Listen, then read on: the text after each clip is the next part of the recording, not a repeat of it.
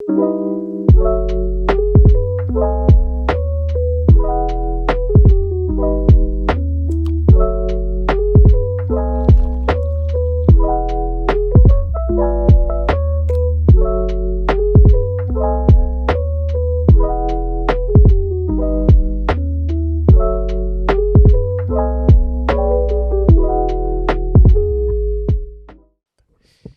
right, all right. Hey, Hey, welcome hey, back to the hey. Jackson joint. Yeah, we've been gone a little We've minute. been gone a minute. We So sorry, have. y'all. I know, we done skipped a little time, but we this young lady right here was away Yes. engaging in pre-birthday Turn up, shenanigans. turn up. As she at the time of this taping will be the big 4-0 as of tomorrow. Tomorrow. Yes, yes, Tomorrow. yes, So yes. I mean, okay. First of all, how was your trip? Look like Amazing. y'all like turned up for real. To the max. Yeah, we did. We turned up to the absolute max. It was great. It was just a nice opportunity to just get away with the girls because, I haven't done that.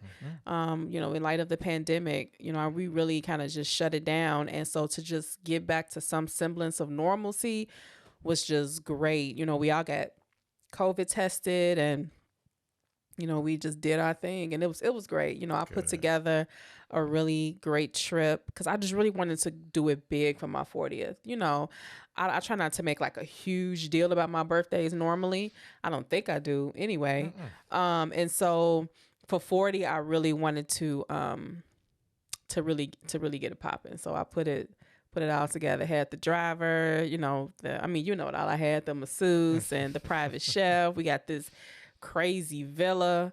They had like 3 or 4 levels to it. A private yacht, had all my reservations. I felt like I had a little celebration at every single restaurant we went to. They got it popping for me. So it was a trip to remember. Good. And then the women I went with were just so fun. I'm glad you did that. I mean, Yeah. you so deserve it, and Oh, thanks. just I'm glad that you allowed yourself to have fun Just and live go. and be. Despite COVID, I mean, there's still ways to do it safely, and Yeah. I'm glad that you stuck to Push that through. and pushed through it. Because remember, at first I wasn't going to. Yeah, I was you gonna were on the just, brink of I still canceling. have my AirPods in.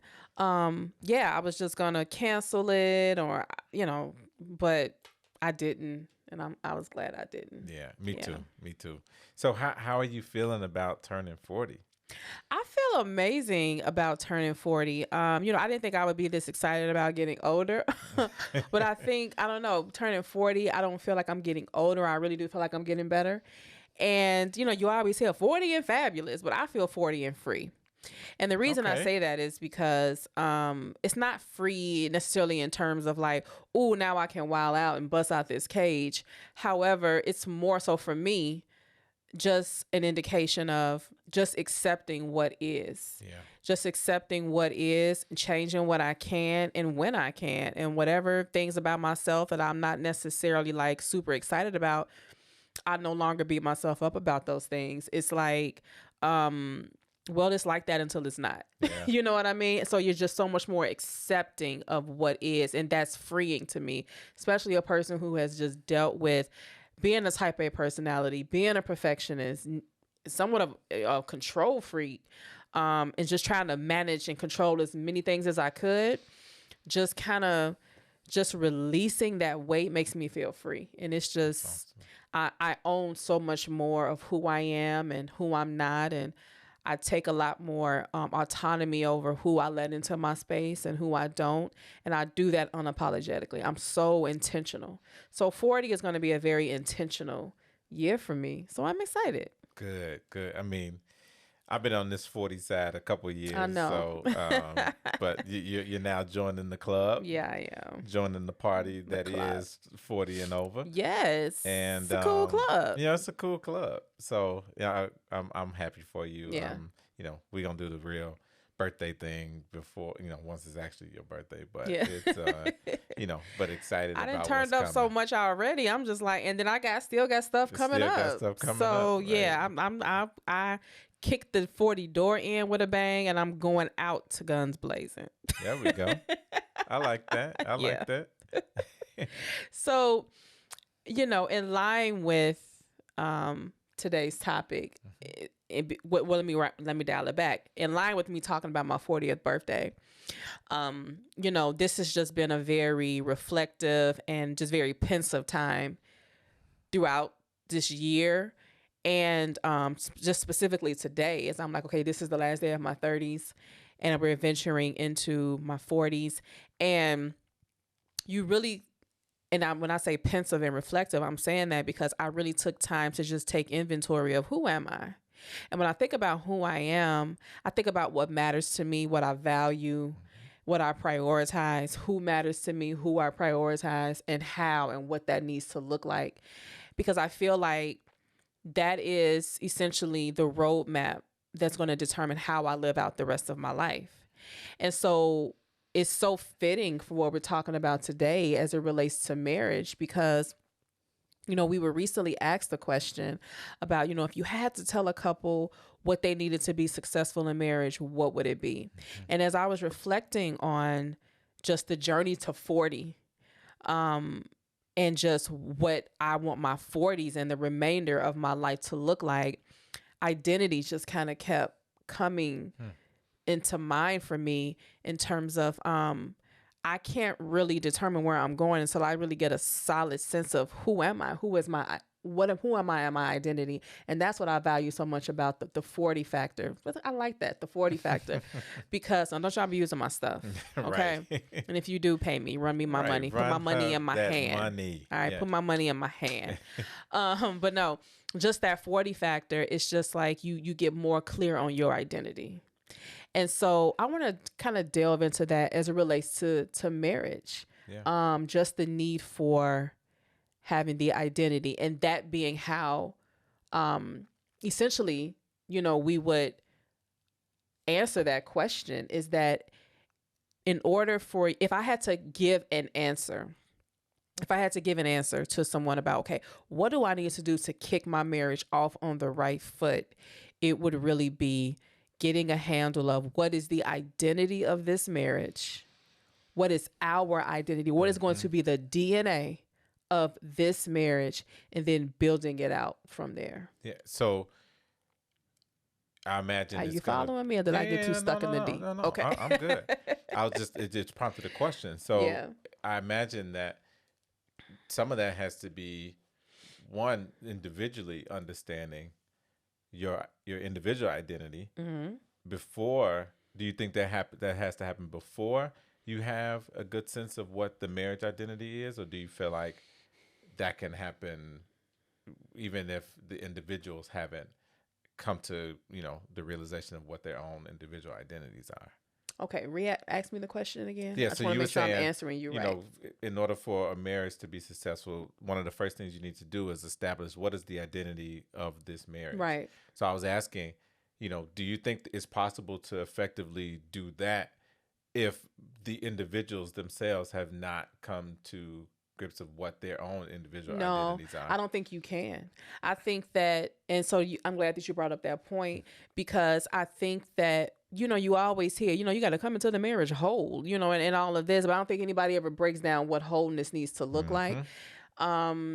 Because wholeness doesn't mean I got it all together. No. Wholeness, very much so. A great part of that means that I'm aware of the fact that I have these things together, but I have some areas that I still very much so in development, but I know where I'm trying to go. Yeah.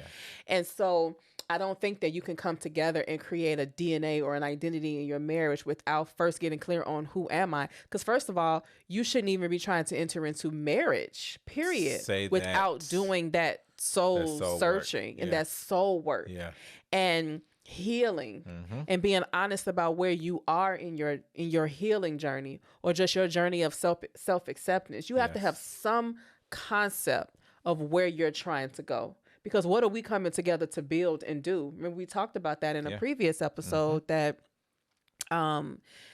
marriage should be a place where you are coming together to imagine and produce. Yes. You know what I mean? And like I said in that episode, not just reproducing kids, but produce, leaving your imprint in the earth. Yeah. And so I need to already have that mentality that I'm coming together with somebody on a partnership to build. So I need to know who am I? What matters to me? What doesn't matter to me? Yeah. We both need to have that before we can, as a collective, determine that. Yeah.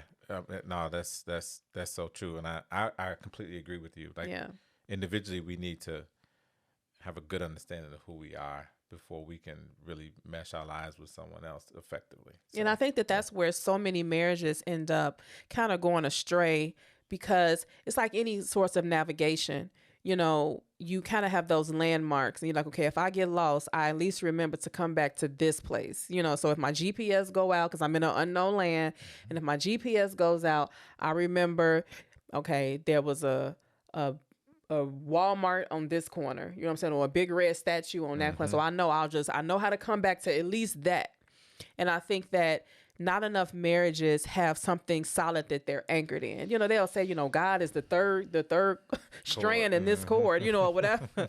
And they'll say those things. And I think that they believe that, but when it comes down to it, they lose sight of that. And so I think that when you don't have, in a sense, just some roadmap to where are you trying to go in your marriage, then you will lose focus. You'll let petty arguments and petty disagreements throw you off, because you've lost sight, or you don't have a sight of what are we trying to create here. So if we already know a major part of the DNA in our marriage is to create a healthy environment where our children are not exposed to arguing, they are not exposed to toxic communication. If we haven't determined that, then we'll just be talking like whatever, whenever. But when we know that, it's like, as much as I want to say this right here and right now, no. That's not what we've decided the DNA of this union is going to be. Exactly.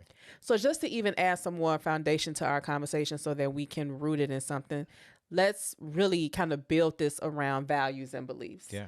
Because I think that to determine what the identity of the marriage needs to be, you cannot do that without establishing a sense of your values and your beliefs. So I just want to kind of give a quick little definition. So I got my little notes, my little notey notes.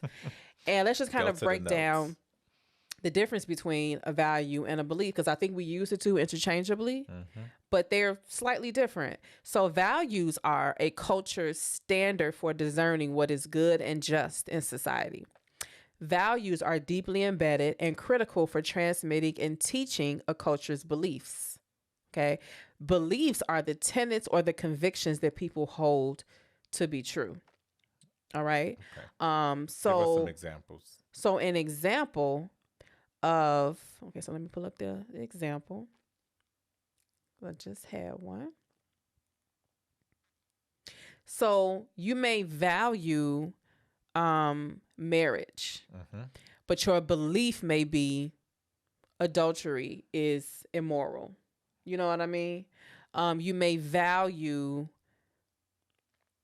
cars. You may value a car. A good car is something that you value, but your belief may be I have to work hard to get it. You have to work hard to get it. But your belief may be, you shouldn't have a car beyond 5 years. You know what I mean? So it's just the value is essentially what the core is, what the foundation is, and the belief is what you hold to be true. Yeah. Yeah. And I mean, as we talk about identity in your marriage, I mean, we talked a little bit about it earlier. Our individual identities are really shaped by our values and beliefs. And a lot of that is, things that we inherit, things that we're taught as children growing up, right? So they frame what our beliefs are as we become adults. And one of the challenges I think that marriages have is that they don't always really talk through what those values are. What are those kind of foundational beliefs that the individuals have as they come into the marriage that are going to end up impacting how they come together.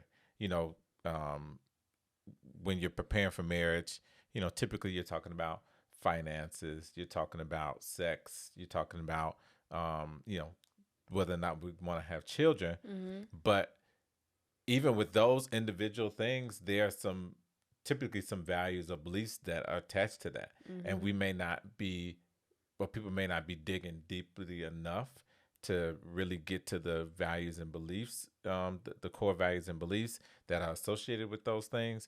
And it can lead to challenges early on, right? So we encourage, as you're building out what your marriage identity is, really take some time to have those critical conversations about, hey, these are the things that I value. These are the things that I hold true to. These are things that I believe very strongly. And I need you to understand that, so that, you know, we feel that my values, my beliefs are appreciated and respected in in this marriage. Yeah.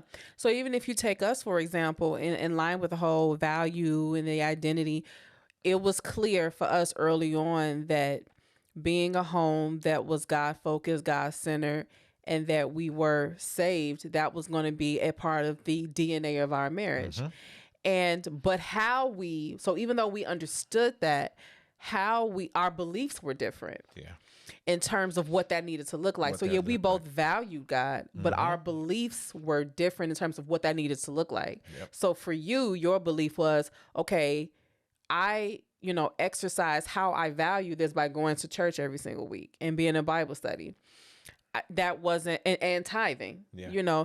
that for me was, I don't want to say what tithing was a foreign concept for me, but going to church every week, it was like, why I got to go every week? You know what I mean? Like, okay, I can go every week, but if I miss a Sunday, what is the big deal? Right. And so for you, it was just like, no, I believe I'm supposed to always go. Yep. And Unless I so got a real excuse. exactly. And so that was one of those things where it was like, okay, yes, and if this is going to be a factor in the identity of our marriage, then we need to get clear on what this is going to look like. So we were able to navigate through it and realize that we need to kind of determine what us valuing this is going to look like. Yeah. What are our beliefs surrounding what this needs to look like? Yeah, but we did ultimately work through that, but I think we had to work through some things along the way, because you know you I didn't feel like my perspective was wrong. Mm-hmm. You didn't feel like your perspective was wrong, and neither was wrong. It Right. was just different. Mm-hmm. But we're still two people trying to merge our lives together. And I was the type, like, I want us all to go to church together. So my belief was almost being imposed on you, like, not you being overpowered in a sense, but it was like I felt it so strongly that but it became the standard of our house, and that wasn't necessarily a belief that you held strongly to. So there wasn't enough conversation coming from all right, let's really hear each other out and see why you believe that so strongly, why that's so important to Right. you. And it was like, well, this is what we're gonna do. And Mm-hmm. there was some lack of fairness, when it came to that at times along the way. So, but we've grown in that through communication, through really experience, and And I think that that's a good point that you made, because I think what this really highlights is the fact that whether it's an identity that you're trying to determine within yourself or your marriage, it's not just this straight line that's like, okay, this is what I value, boom, that's it.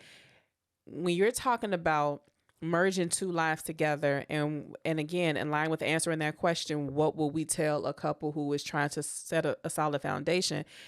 Again, while we said that we would talk about the importance of establishing an identity, you need to understand that along with that is going to be a lot of twists and turns, a lot of bumps, a lot of misunderstandings, maybe even some unfairness. Because again, when we're breaking down the differences between values and beliefs, the thing can get a little bit murky because we can both, like I said, we talked about with church, we both value God, Yeah. but we don't believe that we need to execute our value for God in the same way. We can both value money, but we have different beliefs about how money should be spent. Yeah. So we can't just assume that because our core values are similar, because it's going to be our beliefs that guide it more than anything. Yeah. Because we can have a mutual value for something, but I value that just like you do. So my way of valuing money is I spend it. That's why I value it, because it can get me things. Your belief is that I value it by saving it, because I believe that you cherish what you value. You know, you hold on to it, and so again, we already recognize that communication obviously needs to undergird all of this. But again, these are just some things we're talking through as you're trying to determine what is going to be the DNA. What is going to be the DNA of your marriage? Because you absolutely have to have that. You have to look at your DNA as your roadmap, as your personal schema, for success. And it's your mark. Yeah. It's your mark in the world. Like, we came into our marriage, just to go with another point, we both valued building together. Now, when we were young, we didn't really know what that was going to look like. I was like, I see this, and I would tell you just different visions I had. But at the time I did. Now, as we've had some years in it, I'm beginning to see what I saw. And I still have yet to see some of the things that I saw back then. It's coming. Yeah, absolutely. Yeah. And so, but we came into it understanding that one of the tenets that was going to define the DNA of our marriage was going to be building something that outlasts us. Yep. Yeah. Building something that outlasts us. Yeah, and the things that we set in place early are contributing to what we're realizing now. Like, establishing early on that we wanted to be able to live off of one income. Like, in terms of our expenses and all of that, like, our one income would be sufficient for all of that. So anything, the second income is just gravy, right? So that set up, and we made decisions early on that the type of house that we got was thought through, because we wanted to be able to afford it on one, so that anything else we get was savings. We're building, so it was before we even, to your point, like, had a clear picture of what the future would be. Some of the things that we put in place early on really contributed to the success that we're having now. Yep. And absolutely. So another example, of kind of the value and beliefs, I would say is travel. Yeah. Right. That's another one that, we value travel differently. And it wasn't, again, that the way you valued it was bad, or the way I didn't value it as much was wrong. It was just a misalignment. I was real cool with, like, domestic travel. I'm like, there's a lot to see in the U.S., right? Like, because I travel for work, and I'm like, man. I sunk it already. Sunk it. It's a lot of places we haven't been, and we can experience those things, go to those places together. Like, we can when we get back from Africa. So when you would mention, like, traveling abroad, initially, I just kept hearing dollar signs. I just kept seeing just cha-ching, cha-ching, and seeing dollar signs, because I'm like, okay, I know that's gonna cost. I know that's gonna cost. I'm like, run it up. And I'm run just like, run it up. So I'm just like, I'm getting overwhelmed with the thought of the expense that I couldn't even open my mind to what the experience would actually be like, right? So it wasn't like I was against it. It was just something like, it'd be cool. It's just nothing I have to have. But you felt very differently about it. You felt very strongly about travel, because it's more than just getting on the plane and going somewhere. It's about the experience that you're going to have when you get there. Absolutely. It's educational for me. Yeah. It's memories with my family. It has very little to do really with just, Ooh, just the excitement of just going somewhere new and taking cute pictures. It has, to me, it's about the memories being made. It's about the experience that you get to share with your family. Some things to me are just, they're just priceless. They're Yeah. invaluable. And that's how I look at travel. I mean, for those of you who don't know, I'm a cultural anthropology major. So clearly I'm one of those people who I love to engage with new cultures and learn their ways, their beliefs, and learn as much as I can about the world around me. And so that was something that I valued. Yeah. And so we had to talk through that, because like you said, you valued it to a point, but our beliefs surrounding what that needed to look like from a planning perspective was just very It's different. different. And so now that we've been able to work through it, it's become a part of the DNA of our marriage, because we now agree that this is a form of education for our children. Yeah. And that they're going to be exposed to the world around them. And so I even want to make that point that your identity is ever evolving. So if you remember me talking about in the beginning of the episode that, coming into 40, it's caused me to just reflect on where I am now and where I'm looking to go. So that's clearly leaving that room and that space to continue to evolve. And so it's not about being so rigid, like, no, we established this 15 years ago and this is who it is. But no, it's about still just having a concrete roadmap for where it is that you want your marriage to go, and then building it around that, and then checking back in and saying, okay, let's kind of recalibrate and see, like, okay, what are we doing now in this season? Because some things could have been seasonal. Yeah. That, it's still a part of the DNA of your marriage, but it was seasonal. So really what the point in all of this that we're really trying to drive home is that you cannot just approach marriage, if you're not married yet, or even if you are currently married, with this willy-nilly, all we got to do is love each other mindset. You really do have to approach it like a business, in terms of like, where am I trying to go? What is the trajectory that we want to be on? What does that need to look like? Yeah. And understand that there's, again, going to be some ups, downs, some twists, and some turns. And it's not just going to fall into line perfectly. But even in those moments, when you've already set an identity or a DNA for your marriage, you're going to be able to come back to that anchor place and say, okay, yeah, while none of this is looking like anything that we talked about, I still know how to go back to home base. Yep. And say, but we decided that, again, arguing or negative communications is out of the question, or sleeping apart is out of the question, or withholding sex when I'm mad at you is not in the in the equation. Whatever it is that you've decided your marriage is going to represent, you have to own that essentially to the fullest, even especially in the hard times. Yeah.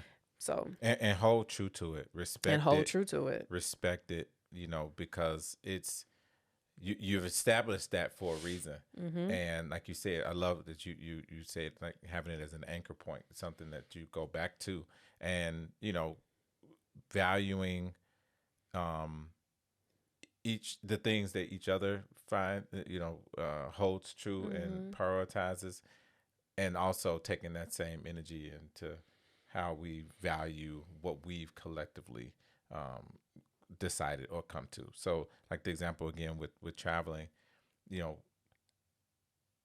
I had to eventually come to understand that, hey, just because I don't value it the same doesn't mean I need to diminish how important it is for you. I had to embrace how important it is for you, and then being open enough to do that. When we took our first international trip, I was like, all right, cool. When we going? When's the next one? Because my horizon had been expanded. Through experience, I came to value it more, right? So to your point, now that is a tenet of our marriage, where we not only say that travel is important, but we carry it out by budgeting for it. We plan ahead for it. We've decided that we're going to take multiple trips with our children every year, and then make sure that we have some time where we go away for ourselves. And it's going to go to the betterment of our marriage overall. Yep. And so basically what we're trying to really communicate is don't be haphazard Yes. with your marriage, Be because intentional. this is, I mean, I can't think of a higher insti- institution, than, I mean, nations and kingdoms, and come out of unions Yes. that are focused and that are intentional. And this can still be fun at the same time. Yes. Like I said, I think that you've heard the saying, when you when you fail to plan, you plan to fail, And so if I can be super cliche in this moment, I want to say that, when you fail to plan, you plan to fail. Yeah. And so it's not just enough to say, well, we love each other, or we love each other. We know we want 2 kids. We know we want to live in the suburbs. That's good to know. That is good to know. That needs to be a part of the conversation. But when we're talking about getting down to establishing what is the DNA and the identity of this marriage, that means having the difficult conversations. That means even if you got to take a moment to really get in tune with what matters to you on an individual level, and Yeah. then coming back to it. So these are things that can be worked out if you're not married yet, in premarital counseling, or just in some of those marital conversations, or even if you are married. I don't care if you've been married 10 years, it's not too late for you to come together in a sense, Right. and in a sense, really kind of develop a roadmap for your marriage, Level because set, yeah. that's going to be how people come to understand first of all, how you all come to understand who you are in the earth. Yes. Like, if you liken it to having an ID, your ID, this is your identification in the world. This is how you prove to the world who you are. I can walk up and say, I'm Mimi all day. But if I'm trying to get on my flight, they're like, well, where's your ID? Without Right. that ID, you could be Sally for all I know. Case You could be access, yeah. Boogly Boo, for all I know. But it's like my ID establishes and affirms who I say I am. Yes. And so, and it allows you to believe and it justifies Verify. and verify Yeah. that I am who I say I am. Yeah. So if we're saying in the Jacksons marriage, this is what we believe, and this is what we do, and this is what we don't do. We build over here, or we do this over here. This is what we do. This is how you're going to come to know us. This is our identification. So we're leaving all of you who are listening in with that charge. Have that conversation if you had not had it already. And it can be a fun exercise. It can really be a moment to get you back on track with some things. Have that conversation with your spouse and ask, what is the identity of this marriage? What is the DNA of this marriage? What do we believe? What do we stand for? What is it that we want? Yes. From the biggest things to the smallest things. And I promise you, when you get the identity in order, things will begin to come into alignment, and again, be open for that identity to evolve.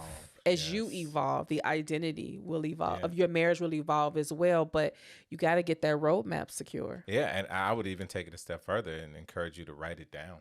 Absolutely. Write it down so you refer back to it, and you can track over time. How have you stayed committed to what you guys have established, or what things have evolved? Because it's okay if it evolves, if you guys are in agreement and it evolves together, then that's fine. But it's good to have had it written down so you can track back to it. Absolutely. And just really getting, again, as you're shaping your identity of your marriage, and again, really defining that DNA, come back to that values and that beliefs discussions. What do we value?